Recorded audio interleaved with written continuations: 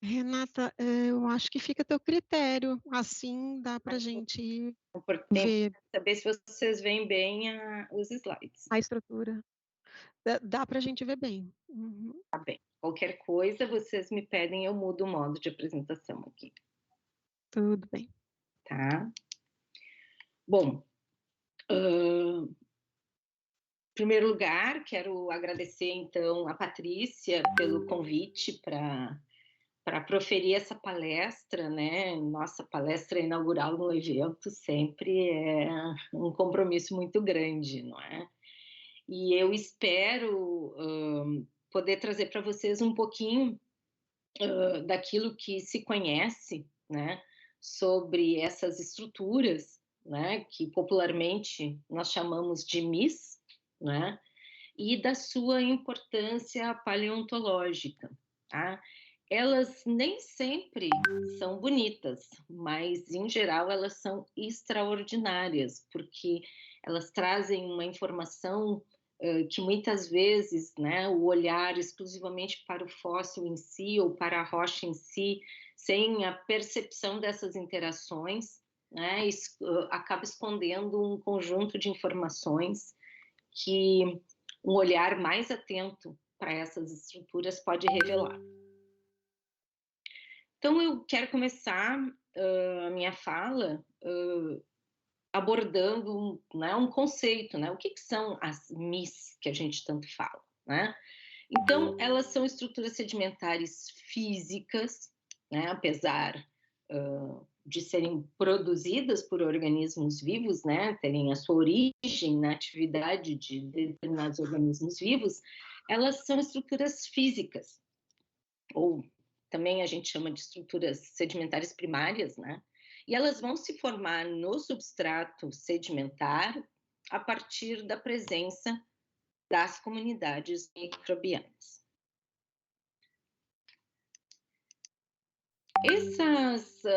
Desenvolvimento dessas estruturas, ele se dá por principalmente dois mecanismos, né? Um primeiro deles é o crescimento da colônia microbiana, né? As colônias microbianas, elas se iniciam com a formação de um biofilme, e esse biofilme, se ele tiver as condições de tempo, de luz e o meio químico adequado, ele cresce, né, e ele vai extrapolar o substrato, formando então o que a gente chama de uma esteira microbiana, né, ou elas, digamos, podem se desenvolver a partir do metabolismo microbiano. Então, vou tentar dar aqui para vocês um panorama, né, dessas situações, para que nós possamos entender, então, o valor dessas estruturas para a análise paleontológica.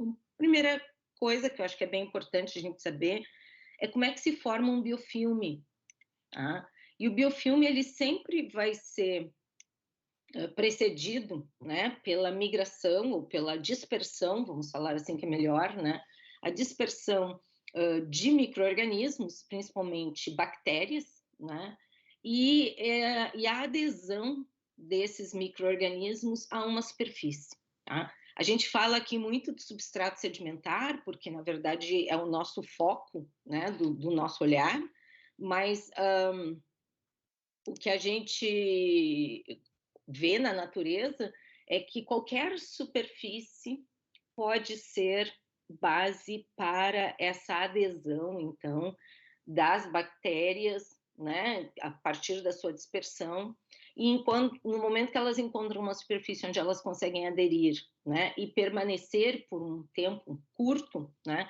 elas já começam, então, a colonizar. Essa colonização, ela acontece, né, o desenvolvimento da colônia acontece a partir, então, das ligações, né, entre as bactérias, né, elas, né, se conectam a partir de filamentos e a partir de determinadas estruturas que elas secretam e vão criando, então, formando a colônia, né, e essa colônia, se ela encontrar essas condições adequadas, então ela vai crescer, né, e esse crescimento, ele só será interrompido se alguma força física ou alguma condição química que não seja apropriada ou adequada para aquela colônia, romper a colônia, né, interromper o seu crescimento ou, né, dizimar essa colônia.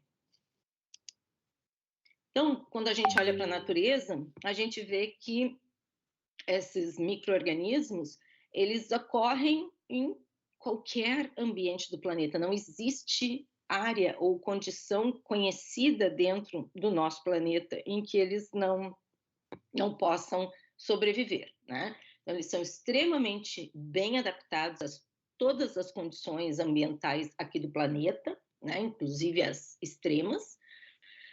Eles têm a vantagem de poder metabolizar a própria comida, né? Portanto, né? Eles não dependem de um suprimento alimentar. Trabalham em cooperação entre si, né? Essas colônias são as células nessas colônias, né? Os micro-organismos são extremamente cooperativos, né? Entre si, entre micro-organismos da mesma espécie e de outras espécies, porque as colônias não são homogêneas, né? Elas tendem a ser heterogêneas enquanto a composição. Eles podem sobreviver um tempo extremo, né, em condições metabólicas mínimas, né? A gente tem aí muitos registros na natureza mostrando, né, a prevalência de colônias microbianas em zonas tectonicamente ativas, onde a gente tem aí, né, a contínua liberação de gases tóxicos a temperaturas extremamente altas, onde outros organismos não conseguem sobreviver. Da mesma forma, a gente encontra aí colônias, né, de micro-organismos preservadas em gelos eternos aí, a grandes profundidades. Portanto, né, eles têm essa grande capacidade de sobreviver por um longo tempo sob essas condições metabólicas mínimas, né, assim, extremamente necessárias para a sobrevivência. E uma coisa muito importante, que esses micro-organismos, eles aportam e reciclam produtos metabólicos, contribuindo enormemente para a ciclagem orgânica no planeta. E, às vezes, né, tendo papel muito relevante na ciclagem inorgânica. Então, nesses tempos aí que nós começamos a experimentar, né, onde as emergências planetárias referentes às mudanças climáticas, agora que nós estamos vivendo nesse período interglacial e que vem sendo exacerbada, né, pela ação antrópica, esses organismos, eles têm aí um papel muito importante, né, na ciclagem dos elementos, e talvez em alguns ambientes eles comecem a ser, digamos, as populações mais significativas, né? As populações com maior presença biótica. Então, para a gente entender um pouquinho, né, como é que são essas feições, né? Isso aqui é uma imagem de um biofilme que está se formando aí em um lago desses lagos salgados que a gente tem aí na região do Pampa, da Argentina, né? Então, nas bordas, onde a água já drenou, o biofilme ele aparece, então, aí, né, aderido ao substrato. Aqui a gente tem um outro exemplo de biofilme, né, que está se formando aí em um laguinho formado aí após uma tempestade, né, numa zona aí de planície de marés, na região lá da Paraíba, né, na praia de Tambaba. Então a gente vê aqui essas feições esverdeadas aqui, onde já existe aí uma associação entre os biofilmes, né, e algumas algas. Em outras zonas, não é? A gente vê, olha que interessante isso aqui que a gente vai falar mais tarde, esses materiais orgânicos, né, essas folhas e outros resquícios orgânicos que já começam a ficar aqui, ó, aderidos, embebidos, né, pelo crescimento desse biofilme, né? E aqui essas são aberturas de escavações de poliquetos e a gente vê aí esses vulcõezinhos aí bastante bem preservados, né? Isso aqui é uma lâmina d'água mínima, né? Muito mínima, para vocês terem uma ideia, as folhas estão fora da água aqui, né? E a gente começa a ver essas estruturas aqui, né? Essas como que se fossem assim delicados véus, né? Delicadas membranas já flutuando por aqui. Daqui a pouco a gente vai ver que isso aqui também vai fazer parte um pouco da estrutura desse biofilme. Aqui um outro exemplo de biofilme, isso aqui na Baía de Babitonga, né, aqui em São Francisco do Sul, né, onde as áreas que ficam expostas aí durante a maré baixa, né, e a gente vai vendo então essas feições. E observem aqui, ó, esses enrugamentos que a gente vê aqui na foto. Observem essas delicadas linhas aqui, né, que nada mais são do que discretas trilhas aí de invertebrados muito pequenininhos, né, que passaram por aí. Olha as conchas, como elas estão começando a ficar embebidas nesse substrato e bastante estabilizadas, né? Então, essas características são todas características que vão acontecer muito em função da presença, né, dessas estruturas no substrato. Então, quando a gente fala em biofilme, né, a gente está falando em interação microbiana, né, e a interação microbiana em substratos sedimentares, ela existe praticamente desde que nós temos crosta, tá? Os primeiros registros em ambientes marinhos, eles datam aí de quase que 3,7, quase 3,8 bilhões de anos atrás, né? E se estima, a partir desse primeiro registro concreto da existência de um biofilme que ficou preservado nas rochas, se estima que o ancestral comum, né, o primeiro ancestral comum, a primeira célula, o primeiro ser vivo que existiu nesse planeta, deve ter aparecido praticamente, né, junto com a formação da Terra. Então, aqui eu trouxe uma lista aí de alguns pesquisadores que vêm dedicando, né, a sua carreira aí ao estudo e ao entendimento, então, desses micro-organismos e da sua história no planeta, não é? E esses estudiosos estimam, então, que esse ancestral mais comum, né, deve ter sido contemporâneo, praticamente contemporâneo à formação do planeta, né? E apesar de existir esse registro aí de quase 3,8 bilhões de anos lá nas rochas de Shua, né, na Groenlândia, existe ainda alguns pesquisadores que discutem se realmente esse registro é inerente à atividade microbiana ou se essas assinaturas orgânicas poderiam ser derivadas da atividade vulcânica, né? Então, enquanto não há ainda um consenso sobre isso, a gente costuma dizer, né, que o primeiro e o mais antigo registro, né, das estruturas sedimentares induzidas pela ação microbiana, que popularmente a gente chama de MIS, né, aparece, então, há 3,5 bilhões de anos atrás, tá? Na região de Pilbara, tá? Austrália. Bom, um elemento, essas pesquisas, né, que começam a olhar para as MIS, né, para essas estruturas induzidas pela ação microbiana, elas começaram lá no final dos anos 90, e já desde o início dos anos 2000 a gente tem um aporte bastante importante, né, que foi uma contribuição gigante feita pela Nora Noffke, que foi uma das pioneiras na categorização e na difusão dessas estruturas, né, para o mundo geológico. Tá?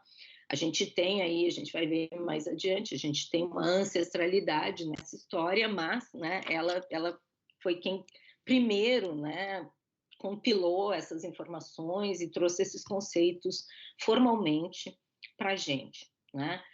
E a partir desses conceitos, então, na primeira década ali dos anos 2000 a 2010, se gerou muito interesse e muita discussão, né, sobre isso. E talvez, dos temas mais polêmicos nessa discussão foi a proposição, então, dessa estrutura que recebeu o nome de microbial earth. Seriam como se fossem os solos mais primitivos, né? A presença ou a evidência dessas interações microbianas em solos, em áreas, né, expostas, em terrenos expostos ao ar atmosférico, né? E nessa composição, em vez das assinaturas clássicas, então, dos paleossolos, com presenças de raízes, né, ou aquelas alterações típicas de solo, né, que vão formar concreções e outros elementos que a gente usa na caracterização de um solo, nós temos aí as assinaturas, então, as MIS específicas, né, que vão demonstrar aí a presença dessas colônias microbiais na superfície dos solos. Tá? Esse tema foi trazido pela primeira vez por Gregory Retalhak, né? E ele foi bastante criticado e desacreditado por essa proposição.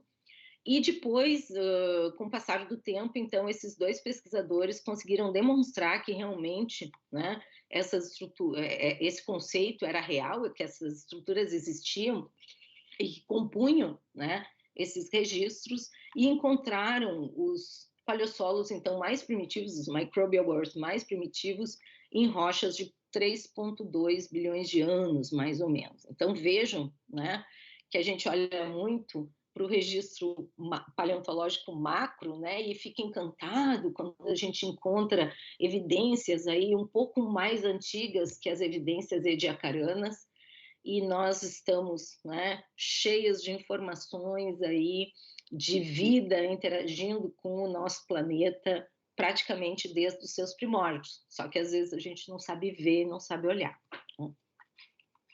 Nem reconhecer. Então, eu vou tentar, com a minha palestra aqui, ajudar um pouquinho a reconhecer, tá? E vou começar falando do registro microbiano mais comum, né, que a gente mais facilmente reconhece no registro fóssil, que é a formação de estromatólitos, né? Então, essas estruturas, que são estruturas sedimentares, bioconstruídas, né? São estruturas que resultam do crescimento de esteiras microbianas e esteiras que, no seu metabolismo, então, precipitam carbonato de cálcio. Esse carbonato de cálcio é expelido, né? Ele é liberado para fora da colônia e vai formando, então, camadas, né? E nós vamos vendo aí o crescimento da esteira, que vai deixando por baixo de si essas lâminas, né? Essas camadas de carbonato de cálcio, formando essas construções, né? Então, os estromatólitos podem ser colunares, assim, odômicos, como a gente está vendo na foto, eles podem ser lineares, né? Formando como se fossem lençóis, o pessoal muitas vezes chama de laminitos, né? Ou biolaminitos, tá? Às vezes, esses biolaminitos, às vezes, a gente não consegue nem ver, assim, estruturas construcionais, né? Mas todas essas feições são feições, então, construídas, né, pela atividade microbiana. Então, a gente tem aí a adesão de sedimentos ou a precipitação mineral na composição dessas estruturas, né, a partir da atividade das cianobactérias, principalmente, né? Às vezes, essas estruturas construídas podem ser suplementadas, né, por precipitações abióticas, fatores químicos que agem no meio e que ajudam nessa construção, né, aderindo, acrescentando ali outros elementos a partir de precipitação abiótica nesses depósitos carbonáticos. Uma das características interessantes dos estromatólitos é que, quando a gente faz uma análise do estromatólito em si, raramente, né, a gente encontra evidências fósseis dessas bactérias, tá? Então, em geral, a biogenicidade para essas estruturas, ela é assumida a partir das comparações morfológicas com estromatólitos modernos, como esses que eu estou mostrando para vocês, de Shark Bay, na Austrália, né? Ou com feições que são biologicamente construídas e que são semelhantes. Tá? A gente sempre precisa cuidar e prestar atenção porque existem estruturas abióticas que têm esse crescimento fractal, então, né, que vão repetindo e a partir dessa repetição de aporte vão crescendo, né? Elas também ocorrem na natureza, então existem algumas precipitações químicas que podem mimetizar a formação de um estromatólito, tá? Mas, em geral, as assinaturas dos estromatólitos, elas são bastante conhecidas e bastante entendidas na paleontologia. Quando a gente olha lá para esse tempo profundo, né, lá para esse passado, né, muito velho do planeta, a gente também encontra estromatólitos, só que esses estromatólitos lá, eles têm uma assinatura diferente, né? Eles não vão formar esses domos ou essas colunas como a gente vê nos modernos, né, ou como a gente vê nos estromatólitos do Mesoproterozoico, né, ou mesmo do Eoproterozoico, mas eles têm esse formato cônico, né? Esse formato cônico é uma assinatura muito característica desses estromatólitos. E uma curiosidade é que esses estromatólitos, eles preservam, dentro deles, quando a gente vai para microscopia eletrônica, né, eles preservam algumas morfologias, né, que se assemelham à morfologia das bactérias que a gente conhece, tá? Não só de árqueas e bactérias, né? Outras, mas principalmente de cianobactérias, né? Além disso, a geoquímica sempre mostra a presença, né, de substâncias lipoproteicas associadas a essas rochas, o que traz, né, esse critério de biogenicidade para essas estruturas cônicas e por isso elas são então conhecidas ou interpretadas como estromatólitos. Ah, então a gente tem aí vários exemplos e esse aqui são os estromatólitos então, né, de Isua, da Groenlândia, né, que tem tido aí a sua biogenicidade contestada, né? Mas existe uma série de assinaturas ali que realmente são muito críveis, né? Tanto da presença de moléculas aí de base lipoproteicas, quanto de morfologias semelhantes a bactérias de hábito cocóide. Bom, olhando então para essas estruturas, né, o que a gente aprendeu já, né? Que as MIS, as estruturas sedimentares induzidas pela ação microbiana, elas não aparecem por ação de fenômenos químicos, tá? Elas são fruto, né, de fenômenos físicos que resultam então da interação das esteiras com o substrato, né? E também das dinâmicas aquáticas ou, né, das dinâmicas em geral desse substrato, tá? Então, quando a gente tem precipitação química, ou seja, produto do metabolismo sendo agregado no meio e compondo parte das estruturas formadas pelas colônias microbianas, a gente tende a formar biolaminitos, a gente tende a formar estromatólitos. Quando a gente tem, né, o resultado físico dessas interações, ou seja, as assinaturas físicas dessas interações, que em parte pode ser produto do metabolismo, mas também pode ser produto do crescimento, né, da esteira microbiana, ou da colônia microbiana, melhor falando, né? Então, nós temos aí as estruturas físicas, tá? Que nós vamos chamar, então, de MIS, tá? Essas estruturas, elas são melhor preservadas em rochas siliciclásticas do que em rochas carbonáticas, tá? Porque nas rochas carbonáticas, a própria diagênese do carbonato, que é muito rápida, vai apagando essas assinaturas. Tá? Então, nas rochas siliciclásticas, elas ficam melhor preservadas.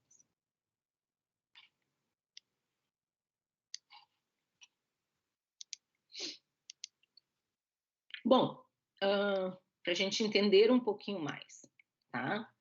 As MIS, elas vão... Eu não sei se essa caixinha... Tem uma caixinha preta que fica na frente de vocês o tempo todo? Não, Renan, Não. tem não. Tá, não, só porque para mim ela parece que são vocês que ficam ali, e eu estava preocupada que ela ficasse por cima das imagens. Então, tá bem. Então, as MIS, quando a gente olha na natureza, né, nos ambientes modernos, a gente vê uma grande variedade dessas estruturas, como ilustrado aqui, né, nesse trabalho aí feito por esse autor, por Ada, um trabalho, ele se dedica muito a olhar essas feições em ambientes modernos, né, e aí a gente está vendo uma série de estruturas diferentes, né, formadas nesse caso aqui, a maior parte delas, no caso B, C, D, E, né, e F nem tanto, mas as A, B, C e D, pela própria drenagem e exposição da esteira microbiana e o seu ressecamento, tá? Mas só para a gente entender um pouquinho a gênese, né, dessas estruturas, né? Então, primeiro a gente forma um biofilme, esse biofilme ele tem tempo, né, e condições adequadas de luz, né, e condições biogeoquímicas adequadas, e ele cresce. À medida que ele vai crescendo, ele vai embebendo os grãos sedimentares na sua estrutura. Por quê? Porque o aporte continua existindo, apesar da energia hidrodinâmica ser baixa, o aporte vai continuar existindo, né?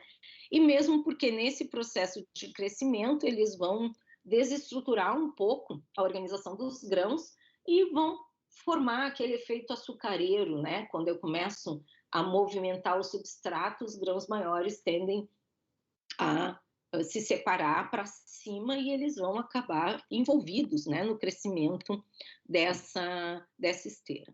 E um elemento muito importante para a formação das MIS é a presença de um substrato arenoso, porque nos substratos lamosos, né, a gente acaba tendo aí um menor espaço intersticial, né, e uma menor translucidez dentro do substrato, né, fazendo com que a luz não penetre tão profundamente, e aí o desenvolvimento das cianobactérias fica comprometido. Tá? Então, as esteiras microbianas, elas dependem muito, os biofilmes não tanto, mas as esteiras microbianas dependem muito, então, da presença de cianobactérias, porque elas que vão criar a principal estrutura que vai sustentar essa esteira, né? E para isso, então, nós precisamos de substratos arenosos para que a luz possa penetrar no interior do substrato e favorecer, então, a fotossíntese. Tá? Então, a gente tem, normalmente, né, o desenvolvimento das esteiras microbianas a partir, então, da existência dessa janela ecológica, né? Tempo, incidência de luz, substrato arenoso, condições de energia baixas a muito baixas, né, de preferência ambientes com uma tendência mais quieta, né, mais estagnada, e a gente também não pode ter uma lâmina d'água muito espessa, né, porque isso também compromete a entrada de luz, né, junto ao fundo. Então, essas condições aí, né, formam essa janela ecológica para a formação das MIS. Tá? Depois nós temos, então, as condições mais ótimas, né, onde as estruturas serão preservadas, e a janela tafonômica, né, onde o soterramento dessas feições, então, como a gente está vendo aqui, feições que vão se formar naturalmente, né, fazem com que elas possam ficar preservadas nas rochas, tá? Então, muitas dessas feições, elas acabam se formando, então, por processos mecânicos, né, que tem a ver com a resistência da esteira, né, a resistência que ela confere ao substrato, a aderência dos grãos e os fluxos, né, que vão passar por esse substrato. Então, só para a gente relembrar, então eu falei aí das bactérias e das cianobactérias, né? Então, existe uma diferença aí, né, morfológica entre ambas, né? Então, no caso das cianobactérias, a gente tem aqui todo um revestimento gelatinoso, que a gente chama de mucilagem, né, que protege essas células, né, além da sua capacidade fotossintetizante, né? E todas as células, elas produzem, né, uma substância que a gente chama de substância extracelular polimérica, tá? Popularmente a gente chama de EPS, e essa substância ela tem uma propriedade extremamente adesiva, ela que vai permitir esses attachments, né, essas conexões aí entre as células na formação do biofilme, e a mucilagem vai dar a estrutura necessária, então, para a sustentação das esteiras. Então, essas duas feições aqui são as cruciais, então, para que a esteira se forme, se desenvolva, e são também os elementos que vão garantir aquela preservação excepcional de fósseis ou de estruturas sedimentares nas rochas.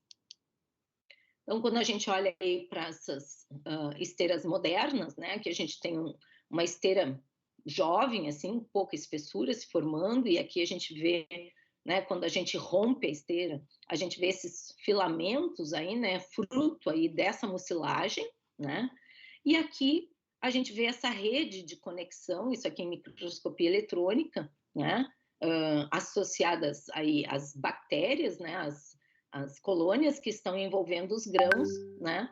Então, formando o EPS.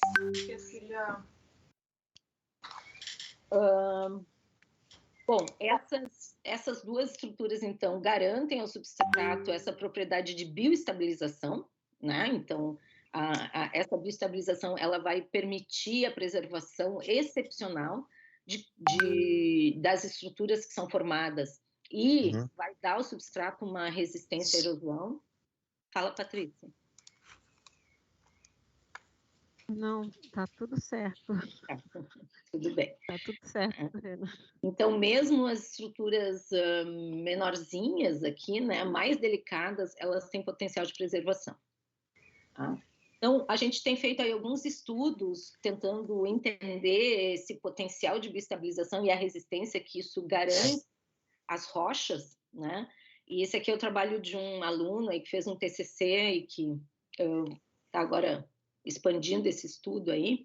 A gente percebeu que a presença do EPS, da mucilagem, ela dá uma resistência ao substrato 1000 vezes maior do que os substratos equivalentes que não contêm essa bioestabilização, tá? Além de reduzir um monte a porosidade dessas rochas, né, comprometendo potencialmente características dessas rochas como reservatório, né, no caso dos areniscos. Então, esse tipo esse processo de bioestabilização,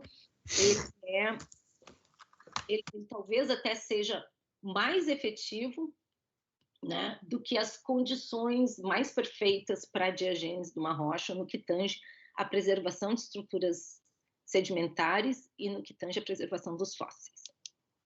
Então, aqui só para vocês terem uma ideia, então isso aqui é um substrato que ele está bioestabilizado, né? Então, a gente vê aí as ripples, né, extremamente bem preservadas e as cristas das ripples bem preservadas. Então, num contexto como o que a gente está vendo, onde a gente vê que a gente tem depósitos aí de regime de fluxo superior, né, depósitos trazidos por correntes ou por ondas com uma energia maior, eu ter as cristas das ripples preservadas, eu preciso ter tido essa bioestabilização, porque senão qualquer um desses processos aqui teria erodido essas cristas. Então, aqui um outro exemplo do que nós estamos falando. Então, a gente está vendo aqui um substrato bioestabilizado, todo esse enrugamento que a gente está vendo aí é fruto, né, da presença, então, dessas esteiras. Isso aqui é uma MIS, que a gente chama de estrutura de enrugamento, e vocês veem aí a preservação excepcional dessas trilhas, né, de artrópodes, né? Olha a delicadeza dessa pista, essa escavação rasa, melhor dizendo, olha aqui a escala, né? É uma estrutura aqui que tem 3 milímetros de largura, tá? Então, a preservação excepcional desses icnofósseis que a gente vê na região de Santa Catarina, ali na região de Tombumbo Central, onde a gente tem as, as pedreiras ali de ardósia, né? Elas se devem à presença, então, dessas mis. As mis, elas passam a ser mais frequentes no registro fóssil a partir, então, né, dos grandes eventos, do primeiro grande evento de oxidação que a gente tem em registro, então, a partir da base lá do Proterozoico, né, e elas costumam, né, aparecer principalmente, então, nas rochas siliciclásticas. Aqui, para a gente entender, eu não vou aprofundar essas categorias, né, mas a Nofke ela separou essas estruturas, né, em 4 categorias principais, né, que ela chamou aqui de estruturas de crescimento de biomassa, ou de crescimento do biofilme da esteira, estruturas de bioestabilização, né, em função da ação do EPS e da mucilagem, as estruturas de aprisionamento de grãos aqui, né, criando feições irregulares, e das estruturas de conexão, né, de ligações aí entre os micro-organismos. Então, eu vou exemplificar aí algumas delas, né, só para vocês terem uma ideia, essas aqui são mis que a gente tem aí no alogrupo Bom Jardim, da bacia do Camaquã, né, de idade de Acarana. Essa aqui, né, é uma estrutura que resulta do crescimento da esteira, onde os ripples, né, eles são nivelados, em vez deles terem aquelas concavidades bem acentuadas que a gente vê nas ripples, a gente vê já que eles estão, né, praticamente quase que horizontalizados, apesar das cristas estarem preservadas. Essas são estruturas aí de ressecamento, né, de rompimento da esteira aqui no meinho, aqui, de novo, né, estruturas de nivelamento das ripples, né, e aqui feições de enrugamento. Novamente, né, também no mesmo lugar, aqui, ó, esses resquícios, né, esses bolsões remanescentes aí de lugares onde as esteiras estiveram presentes, né, feições aí de dessecação, aí, que a gente chama, né, das shrinkage cracks, são bem comuns, tá? Essa aqui já é um exemplo da formação Rio do Sul, né, da Bacia do Paraná, que a gente chama de elephant skin, né, um tipo de estrutura de enrugamento que lembra bastante a pele de um elefante, tá? Essa aqui é uma outra feição de enrugamento, isso aqui é da Bacia do Caruna, formação Ayás. Essa aqui a gente chama essa estrutura de arumbéria, né, porque no passado ela foi classificada como uma estrutura fóssil e recebeu um nome, né? Então é um enrugamento do tipo arumbéria. Aqui também, nesse caso, esse enrugamento do tipo arumbéria, ele ocorre também com a presença de grãos, né, que ficam aprisionados no meio das estruturas. Então, são estruturas belíssimas que reproduzem mais ou menos o que a gente está vendo aqui, ó, né, esses enrugamentos em função aí, né, das correntes delicadas que vão passando, né, e os grãos que vão ficando aprisionados aí em função do crescimento da esteira. Então, passando rapidamente por cada um dos tipos, né, as estruturas de enrugamento, né, e aquela janela lá de colonização e a janela tafonômica mostrando, então, a sua origem, né, a partir da compressão, depois, né, esses enrugamentos ficam mais acentuados. Aqui, esse exemplo, então, dessas estruturas, né, com aprisionamento de grãos, aqui também da formação Rio do Sul. As estruturas de nivelamento de ripples, aqui a gente pode ver bem, né, o crescimento das esteiras, como vai deformando, então, as calhas das ripples, né, aqui as calhas originais, com o biofilme por cima, e aqui já essas calhas, né, sendo diminuídas, aí, apagadas em função do crescimento da esteira para fora das ripas, né?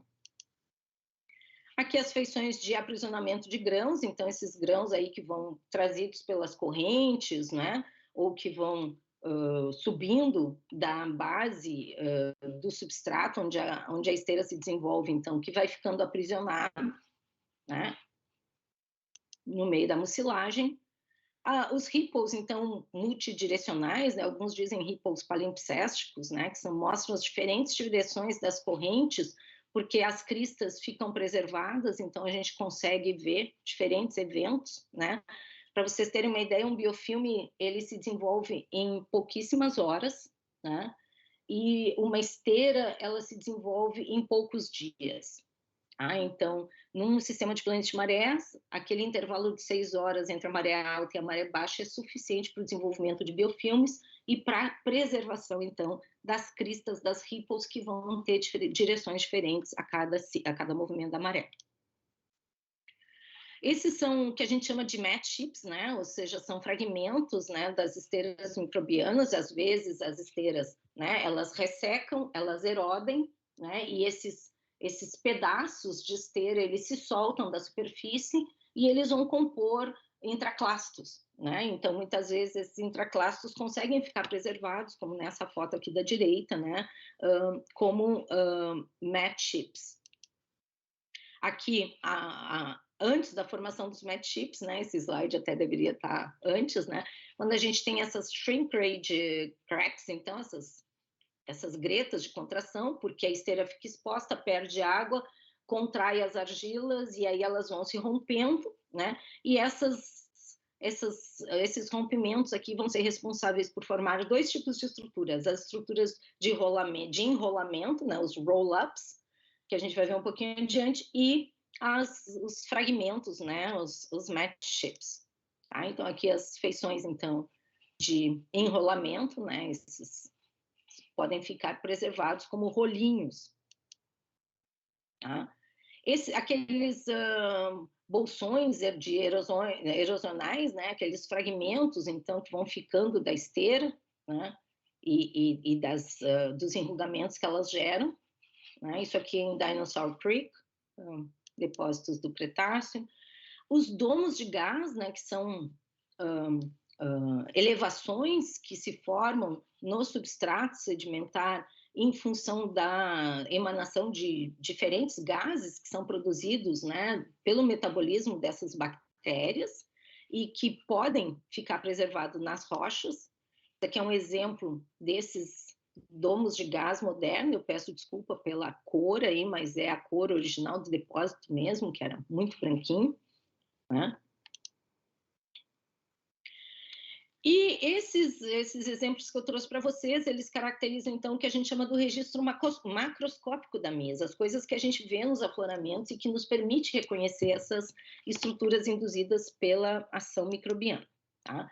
Existe também um registro microscópico, né? Quando a gente vai para a microscopia óptica, a gente começa a ver essas microlaminações e também a presença dessas estruturas sinoidais, né? Que nada mais é do que o capeamento das ripples pelos biofilmes. Né? A gente consegue ver os grãos que vão ficando aprisionados, então, dentro dessa estrutura, né, da esteira microbiana, e a gente vê também, não só isso, mas a gente vê essas lâminas aqui, né, ricas em carbonatos de cálcio, em rochas siliciclásticas que não tem nenhuma contribuição carbonática, produto aí, né, do metabolismo microbiano, e a gente vê aqui, então, essas feições aqui, mais ou menos com um padrão meio radicular, que vão caracterizar, então, aqueles microbial wars. Em microscopia eletrônica, muitas vezes a gente encontra aqueles topos microondulados, que são típicos, então, né, do desenvolvimento desses biofilmes e dessas esteiras, e os filamentos, né? Os filamentos que muitas dessas bactérias são bactérias filamentosas, né? E essas estruturas filamentares, as bainhas, né, desses filamentos, essas bainhas embebem, né, colônias aí, partes da colônia que se agregam formando esses filamentos, elas podem ficar preservadas, então, aderidas aí nos grãos, né? Essas imagens aqui são fruto aí do doutorado da Patrícia, né? Então, trouxe aqui para a gente relembrar os velhos tempos. Quando a gente olha, então, para o moderno, a gente vê que o moderno ele é um laboratório assim fantástico para a gente entender as morfologias relacionadas às MIS e de que forma, né, como que essas estruturas se formam e o papel, então, desse EPS, dessa mucilagem na preservação de tanto de estruturas sedimentares quanto dos fósseis, né? Então, quando a gente vai para a microscopia óptica, a gente vê feições muito parecidas, como as microlaminações, né? Os grãos embebidos no meio dessas esteiras, né? E na microscopia eletrônica, a gente vê os mesmos padrões, né, filamentosos aí, com toda essa mucilagem, todo esse contexto aí do EPS, né, aderido aos grãos. Aqui também é uma imagem de uma esteira moderna, lá da região do Chuí. Uma estrutura que é bem rara que se vê bastante em esteiras modernas, é rara de se encontrar no registro fóssil, mas foi encontrado recentemente, né? Essas bolhas, né, que são frutos da atividade fotossintética dessas colônias, né? Elas vão expelindo gases, esses gases vão fazendo essas bolinhas. Quando a gente olha no detalhe numa esteira microbiana, a gente muitas vezes vê essas bolinhas ali se formando, quase como se fosse assim as bolinhas de um refrigerante, né? E recentemente, então, eles encontraram estromatólitos fosfáticos na Índia, né? Essas estruturas dessas bolhas preservadas. Isso aqui é uma foto de microscopia eletrônica. Então, bastante bacana, né? Então, para a gente ir fechando aqui essa conversa, né? Muitas vezes as pessoas pensam, as MIS são icnofósseis.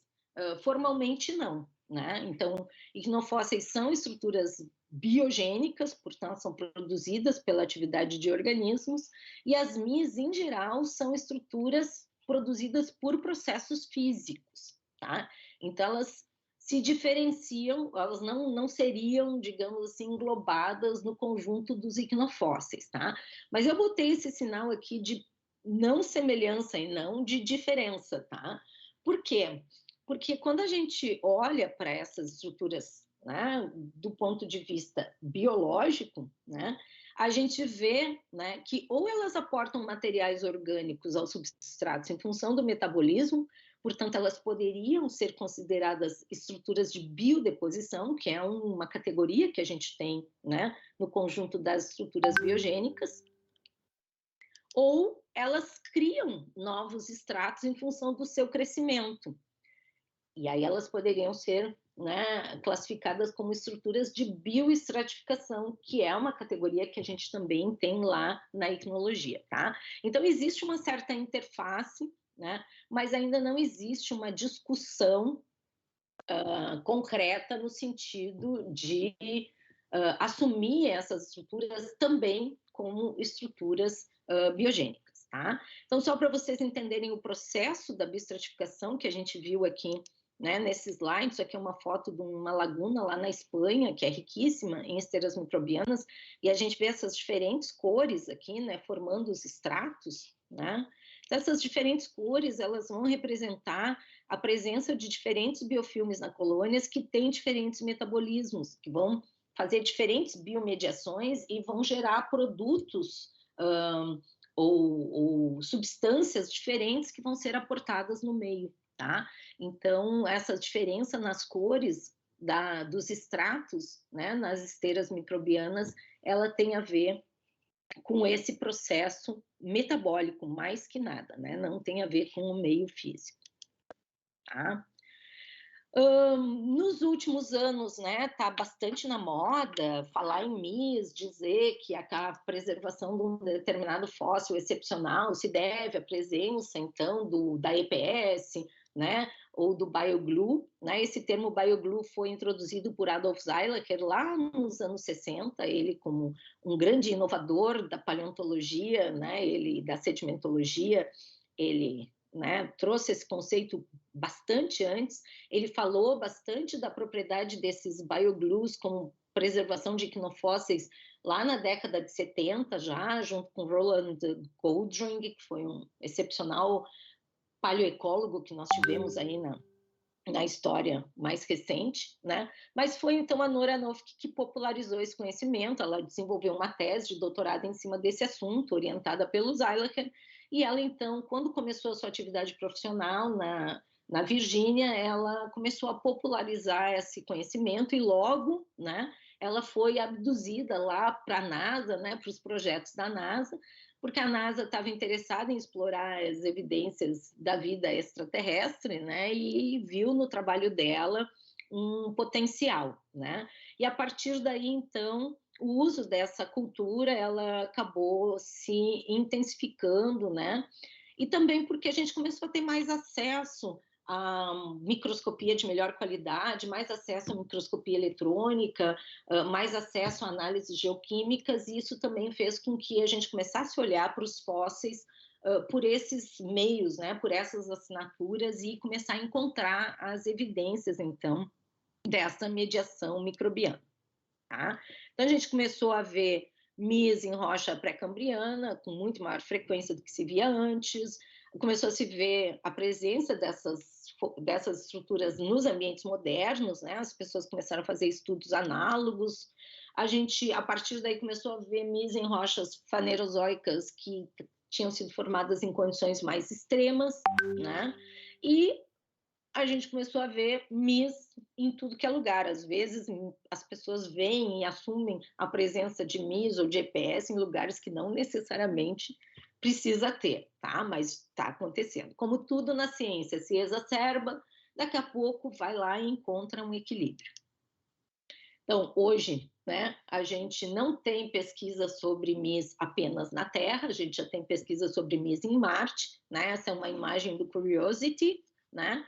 E a partir dessa imagem, então, a Nora Nofk fez todo um levantamento, né? E reconheceu essas várias feições aqui, que seriam resultantes, então, da presença de esteiras microbianas antigas, né? Ou modernas, aí já não se sabe muito, né? Na superfície de Marte. Há quem questione essas interpretações, óbvio, né? Algumas parecem até um pouco difíceis, né? Mas quando a gente olha, compara um pouco essas feições, não tanto esses registros aqui, porque essa imagem não é muito boa, né? Mas principalmente quando a gente compara esse registro aqui da direita, né? Que formam essas shrink rages aí, começando a formar aí essas bordas de enrolamento com coisas que a gente vê hoje na Terra, né? São muito parecidas, né? Então, a gente ainda tem muita coisa para descobrir sobre as dinâmicas da vida que vão modelando aí a Terra ao longo da sua história, né? Resta só saber se nós, humanos, né, teremos tempo suficiente por aqui para entender tudo isso. Eu agradeço bastante a atenção de vocês e fico disponível, então, para os questionamentos.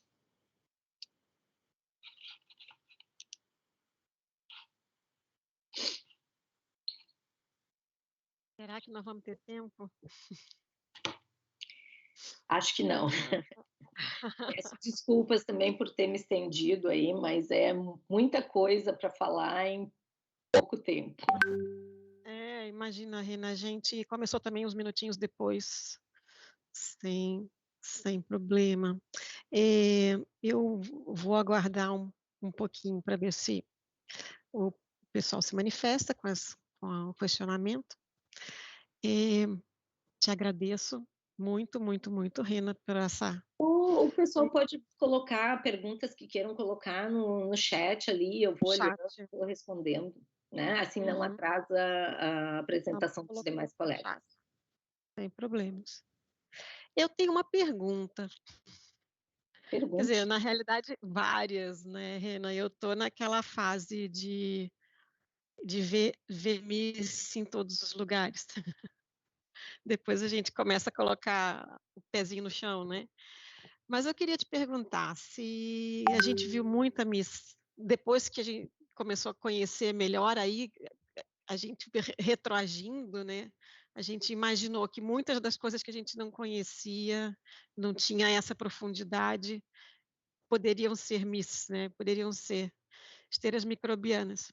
Então, os ambientes do Itararé, eles seriam o paraíso das MIS? Eu acredito, bom, eu acredito não, eu tenho certeza que sim, né, por duas razões. Primeiro, porque aonde a gente consegue ver hoje, a gente tem dois contextos ambientais em que a gente consegue ver o desenvolvimento dessas estruturas, né, com maior profusão. Um deles são as planícies de marés, porque as dinâmicas das planícies de marés, elas favorecem muito a formação desses biofilmes, são ambientes que têm uma energia menor, né, que tem esse tempo, né, necessário, que tem a profundidade rasa e a incidência de luz para favorecer esses crescimentos, né? Mas a gente vai ver isso muito mais nas planícies de marés que ainda, de alguma maneira, estão intocadas, né? Onde a urbanização não se aproximou, né? Ou em áreas aí que ficam em condições mais extremas do planeta, né? E fora as planícies de maré, a gente vai ver o desenvolvimento dessas estruturas ou em áreas com atividade vulcânica, por exemplo, como a gente vê no Yellowstone, né? Ou nesses ambientes extremos, essas lagunas salgadas, as zonas periglaciais, né? Principalmente as planícies de Outwash, né? E os contextos de fiord, né? Que são aqueles fiordes que têm aquela porção mais rasa lá, onde se desenvolve uma extensa planície de maré.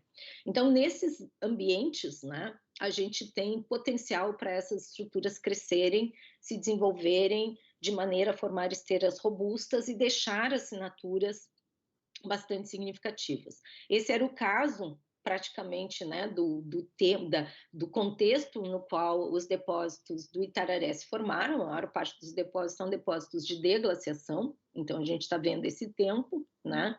E a gente vê hoje na natureza que esses ciclos de deglaciação, eles não são ciclos de um ano apenas, né? Eles são ciclos bastante mais longevos. A gente está vendo aí ciclos de avanço e recuo de glaciares de 20 anos, de 40 anos, né? A gente sabe pelo estudo da geologia que tem ciclos de 100 anos, portanto a gente tem aí tempo bastante significativo com condições extremas que inibem a presença dos macro-organismos, e a inibição da ação dos macro-organismos é um fator importante na preservação das esteiras microbianas, né? Eu não tive tempo de falar nisso, porque não dava tempo para tudo. Então, sim, com certeza, né, esses ambientes do tempo aí do Itararé, eles foram extremamente propícios, né, para a formação. Além do mais, existem estudos ecológicos de monitoramento dessas áreas de deglaciação em zonas polares ou circumpolares, que mostram que a cada ciclo, importante ciclo de degelo, e quando se formam os ecossistemas aquáticos rasos, né, os corpos d'água rasos, por um bom tempo, quem predomina no contexto da biocenose são as colônias microbianas. Portanto, tem tempo bastante para formar essas estruturas e bastante EPS e mucilagem para deixá-las preservadas. Eu estava aqui fazendo na cabeça uma analogia a essa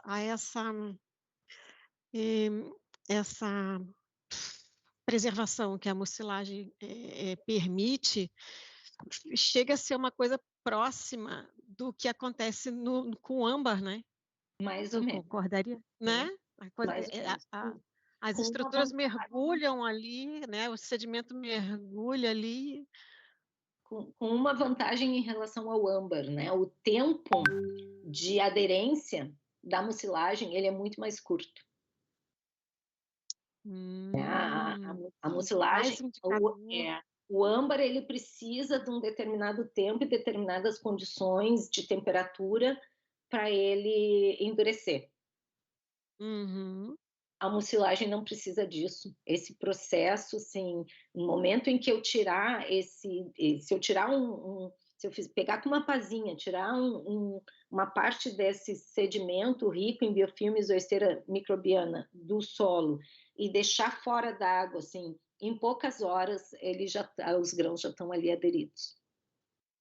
Então, esse poder de cola, né, da mucilagem e do EPS é impressionante.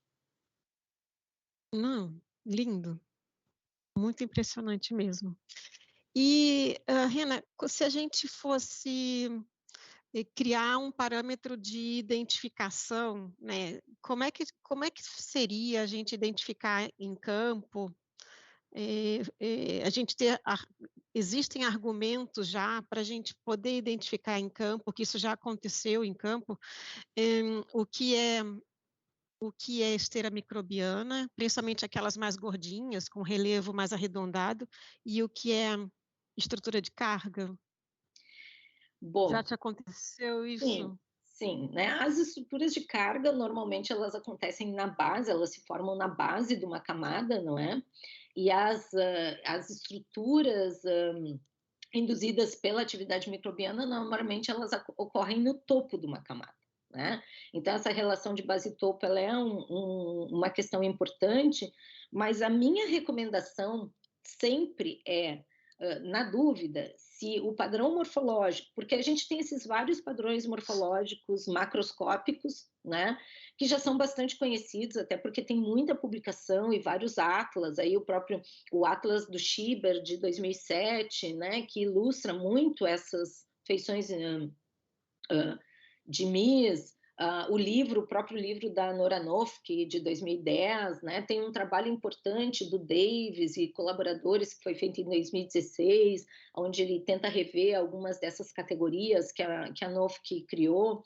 Então, existe já uma literatura bastante abundante e muitos estudos em moderno mostrando essas feições, que servem aí de compêndio, quase como que de atlas, né, de guia para a gente identificar as macromorfologias, né? Mas no caso das rochas, né, quando a gente não está vendo ambiente moderno, a gente está vendo rocha, eu sempre recomendo, assim, ficou na dúvida, vai para a microscopia, sabe? Coleta de forma orientada e vai para a microscopia, e olha, na microscopia óptica, já alguns elementos vão aparecer, como os que eu mostrei aqui, né? E na microscopia eletrônica, né, a chance da gente encontrar resquícios desse EPS, dessa mucilagem, ou mesmo as bainhas, né, dessas bactérias aí que compõem essas esteiras, é bastante grande, né? Então, e aí sempre tendo cuidado de perceber se esses filamentos eles estão envolvendo os grãos, né? Porque se eles só aparecem na superfície assim da lâmina sem estar envolvendo os grãos, aí a gente, né, tem que pensar que a contaminação é um fator importante, porque como a gente viu aqui na palestra, elas vivem em qualquer lugar, né? Então, São se a gente rápidos. começa a encontrar filamentos aderidos, né, aos agios minerais, aos grãos que compõem a rocha, bom, aí está tudo dito. Muito bom, Rena, muito bom mesmo. Parabéns. Parabéns por tudo isso que você vem fazendo aí ao longo de todos esses anos. A gente agradece. Eu que Pode falar, Rena. agradeço o convite aí para trazer um pouco dessa cultura para vocês. Joia, a gente agradece. E eu acho que a gente não tem perguntas por enquanto.